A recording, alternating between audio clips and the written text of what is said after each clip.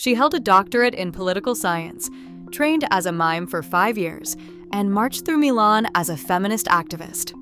Nothing about Miuccia Prada's life pointed toward fashion, yet she would reshape a small family leather shop into one of the most powerful luxury houses on earth. That transformation begins not in a design studio, but in a modest Milan storefront that opened in 1913. In 1913, Milan thrummed with the footsteps of travelers and the ambitions of a new century. Tucked beneath the elegant arches of the Galleria Vittorio Emanuele II, Mario Prada opened the doors to a small boutique. He named it Fratelli Prada, a tribute to the partnership with his brother Martino. The shop was a world apart from the bustling city outside, quiet, refined, and filled with the scent of leather. Shelves displayed steamer trunks, finely stitched handbags, and travel cases built to withstand long journeys by train or steamship. Each piece bore a simple black and white label sewn discreetly inside, a silent promise of quality rather than a shout for attention. Prada's early clientele reflected the city's growing stature. Diplomats, aristocrats, and Milan's industrial class came seeking accessories that balanced function with elegance. Word spread not through billboards or magazine spreads, but through conversations at dinner tables and whispers in the grand cafes nearby. The boutique's reputation rested on materials chosen for durability and artisans who worked with patience and precision. In an era when most Italian luxury was crafted by anonymous hands in family workshops, Prada's name began to mean something: discreet luxury. The Milanese retail scene of the early 20th century was a patchwork of family-owned ateliers, each with its own traditions. Prada stood out by refusing to chase trends or expand recklessly. The shop remained modest in size, focused on serving a loyal clientele rather than courting the masses. There were no grand gestures, only the steady rhythm of craft passed down from one generation to the next. This quiet confidence would become the bedrock of everything that followed, setting the stage for transformations no one in 1913 could have imagined. Maria Bianchi, later known as Miuccia Prada, grew up in a Milanese household where debate and curiosity were part of daily life. After finishing classical studies at Liceo Giorgio Rognoni, she stepped into the University of Milan lecture halls, drawn to political science at a time when Italy bristled with questions about power, quality, and change. Her doctoral research dove into Marxist theory and the realities of contemporary Italian politics, but the university was only one stage for her restless intellect. Evenings found her at the Piccolo Teatro di Milano, immersed in the discipline of mime under Giorgio Braccardi. 5 years of silent study taught her to read and command the language of movement, an art that would later echo in the choreography of her fashion shows and the attitude of her collections. The late 1960s and early 1970s swept Milan into a tide of activism, and Miuccia was never content to watch from the sidelines. She marched in women's rights demonstrations, took up responsibilities with the Italian Women's Union, and found herself under the wary eye of the authorities. Newspaper clippings from 1971 describe her as a determined organizer, advocating for workplace equality and reproductive rights.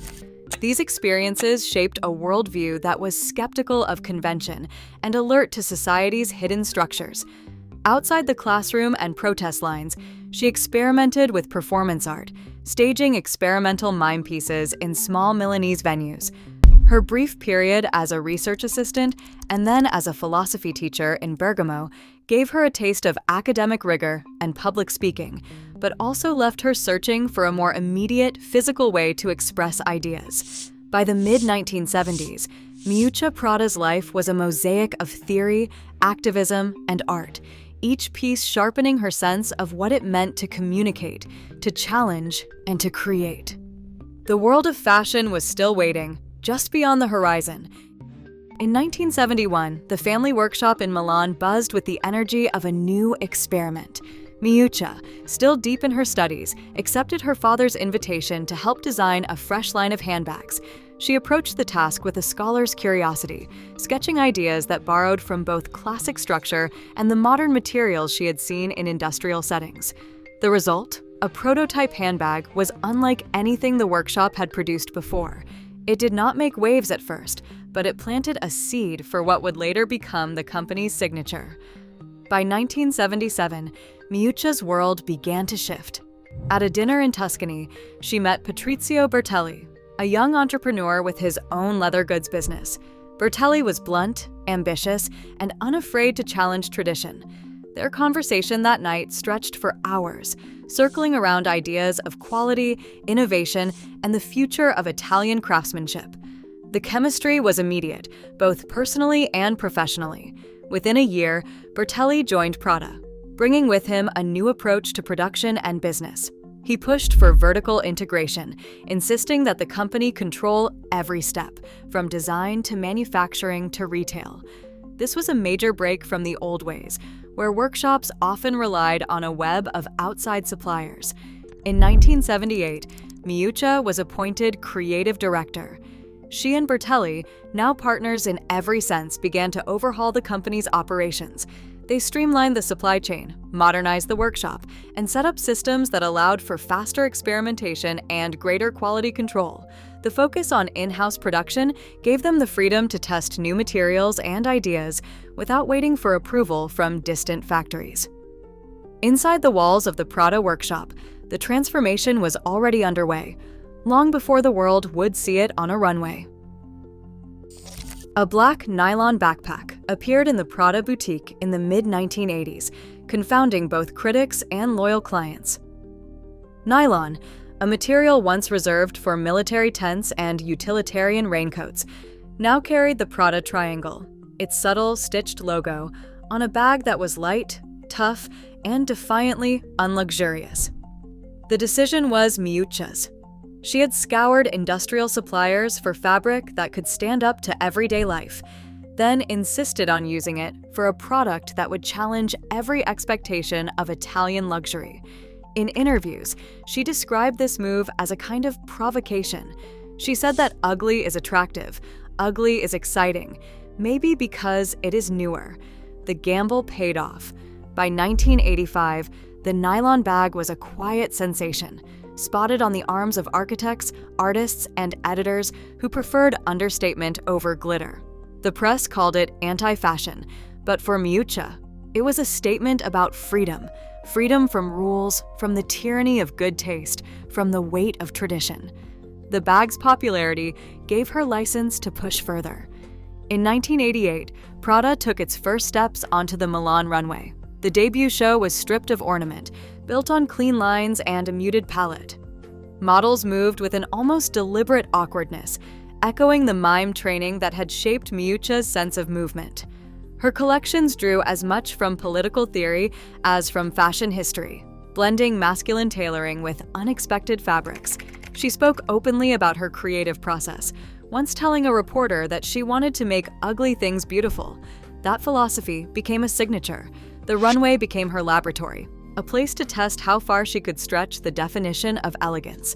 Prada's name began to circulate in international fashion circles, not as a symbol of old-world luxury, but as the voice of something sharper, more cerebral, and utterly original.